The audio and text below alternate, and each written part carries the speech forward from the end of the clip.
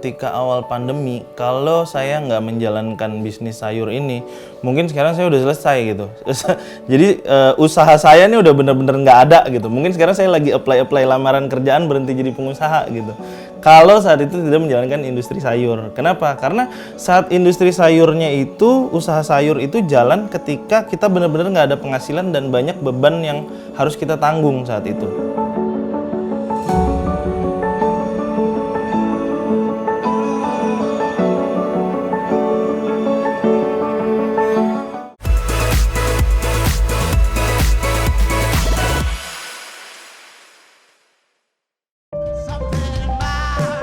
Saya Bayu Fajri Hadian, saya pengusaha di bidang event, sound system dan peralatan untuk event, tapi sekarang saya juga menjalankan sebuah bisnis delivery sayur, groceries. Sound system sebelum pandemi, khususnya akhir tahun 2019 itu sampai pada puncaknya di rata-rata average-nya itu sekitar 150 sampai 200 juta per bulan. Yang pasti kita kehilangan semua pemasukan kita ya, karena event langsung di cancel semua karena tidak ada perizinan untuk acara. Kalau kebingungan, bingung sekali karena kita dituntut untuk bisa menghidupi karyawan-karyawan dan juga untuk berbagai macam kewajiban yang harus kita selesaikan gitu ya. Sementara kanal pemasukannya tidak ada sama sekali.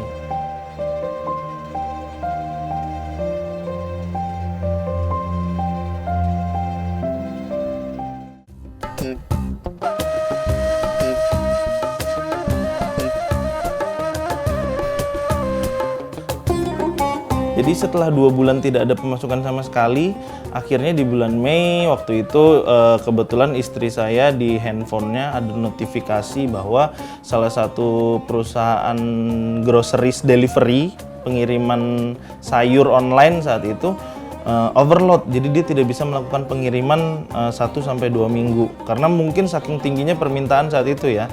Dari situ saya berpikir bahwa wah ternyata bidang ini sepertinya bisa jadi opportunity, bisa jadi kesempatan gitu. Kebetulan mertua saya juga ada kios gitu, toko kelontong di pasar, jadi dikasih tahu informasi kalau beli ini di sini, beli ini di sini, beli ini di sini.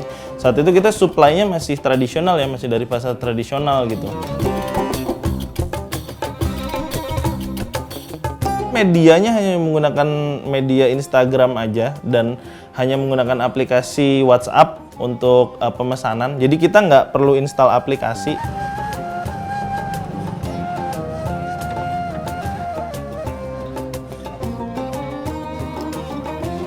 Awal didirikan, saat itu kebetulan mau puasa, belum puasa. Itu omsetnya saat bulan puasa itu bisa tembus sampai 70 juta. 60-70 juta sebulan karena daya konsumsi masyarakatnya lebih besar lagi daripada season biasa gitu. Saya juga nggak tahu ya, mungkin karena orang kalau berpuasa cenderung lebih ingin masak di rumah, lebih banyak ingin mengkonsumsi gitu ya. Kalau ngelihat tren sebelumnya kita akan cenderung lebih fokus ke bahan makanan ini ya, manis ya, untuk orang berbuka puasa itu tinggi. Itu yang kayak apa namanya cendol, bahan kolak gitu ya, itu tingginya hanya saat puasa karena sesudah puasa permintaannya hampir nggak ada.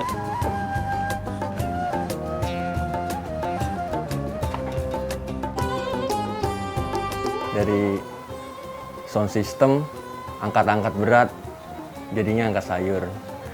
Milih-milih buah, sayur, cabai ini apa, sayur ini apa. Sempet ada kayak kejadian lucu-lucu juga ada. Ya, contohnya milih buah gitu, namanya tangan-tangan udah ngangkat sound, tangan-tangan kuat, milih-milih sayur, milih-milih buah sampai bonyok dipegangnya. Terbantu banget. Kayak ya sedikit-sedikit kayak bisa nabung juga. Terus dia juga nyari job tuh jago banget sih, selalu ngusahain buat anak buah-buahnya itu yang buat gimana caranya biar bisa ngejob, bisa kerja.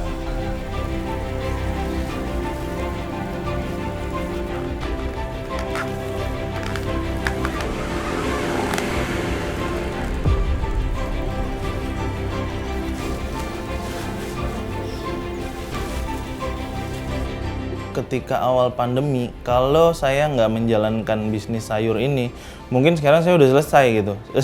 Jadi usaha saya ini udah bener-bener nggak ada gitu. Mungkin sekarang saya lagi apply lamaran kerjaan, berhenti jadi pengusaha gitu.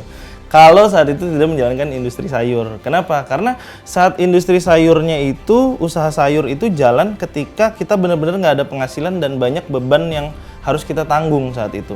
Untuk bisa bertahan di tengah pandemi yang situasinya masih nggak pasti seperti ini, kita semua tuh harus berani berubah.